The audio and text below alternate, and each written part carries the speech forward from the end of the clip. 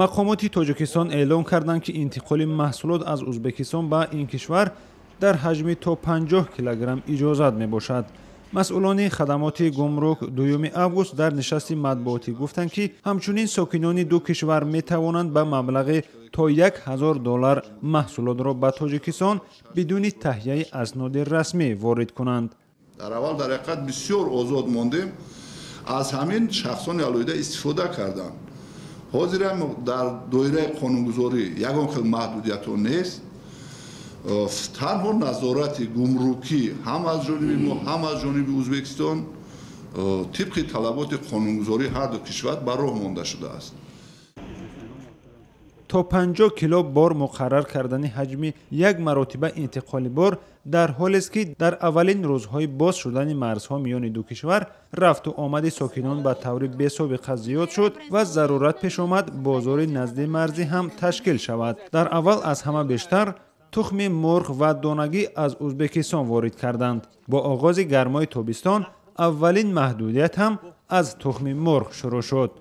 мақомот гуфтанд ки 435 000 дона тухми мурғи воридотӣ аз ӯзбекистонро ошкор карданд ки ғайриқобили истеъмол будааст.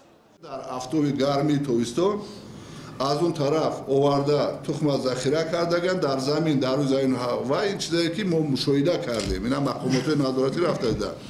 аз ин тараф оварда дар ҳамун қарибаи пости гумрукӣ рӯи рада монда дар ҳамун афтоби гармӣ тухма бо харидорои тоҷирое ки бо бигӯем дар бозорҳо мешаванд омада ба тарори яглу харидорӣ карда бурда истода буданд. мақомот мегӯянд додугирифти молу маҳсулот миёни ду кишвар фоидаи назаррас овардааст.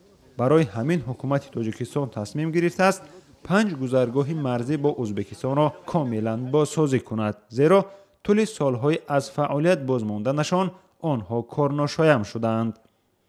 содироти мол аз ҷумҳурии тоҷикистон маблағи зиёда аз $66 миллион амрикоиро ташкил додааст ва воридоти мол аз ҷумҳурии ӯзбекистон $51 миллион. бисёр вақт дар воситаҳои ахбори мо мехондем ки агар сарҳад кушода шавад ҳамаи молҳои ҷумҳурии ӯзбекистон бозори тоҷикистонда зиёд мешаванду имконият ҳозир бинем аз рӯи гардиши молӣ баръакс шуда истодааст. аз мо зиёд мол рафта истодааст ба вайо.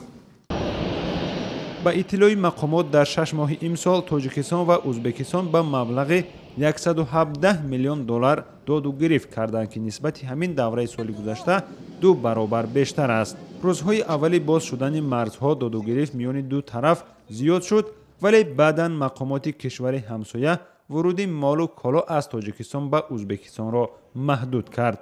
шодмон Ятим, Искандари Фирӯз, Озодии Душанбе.